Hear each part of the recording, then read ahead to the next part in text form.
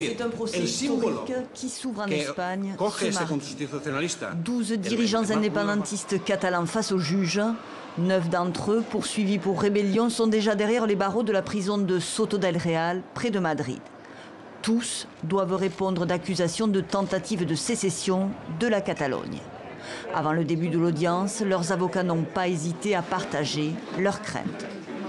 Pour moi, le plus grave, c'est d'avoir 9 prisonniers politiques derrière les barreaux dans une démocratie. Pour nous, cela ne va pas être un procès impartial. Nous avons de sérieuses raisons de le penser. Les faits remontent à plus d'1 an. 1er octobre 2017, plusieurs chefs de file de la mouvance indépendantiste catalane organisent un référendum d'autodétermination considéré comme illégal et interdit par Madrid. Le oui l'emporte massivement. Barcelone devient le théâtre de manifestations monstres, marquées notamment par des violences policières. Des centaines de milliers de personnes réclament l'indépendance de la région. Le 27 octobre, les séparatistes proclament une république catalane indépendante. Figure de proue du mouvement, l'ancien président catalan, Carles Puigdemont, sous le coup d'un mandat d'arrêt, il s'est réfugié en Belgique et sera donc le grand absent de ce procès. Des peines allant jusqu'à 25 ans de prison ont été requises pour les prévenus accusés de rébellion.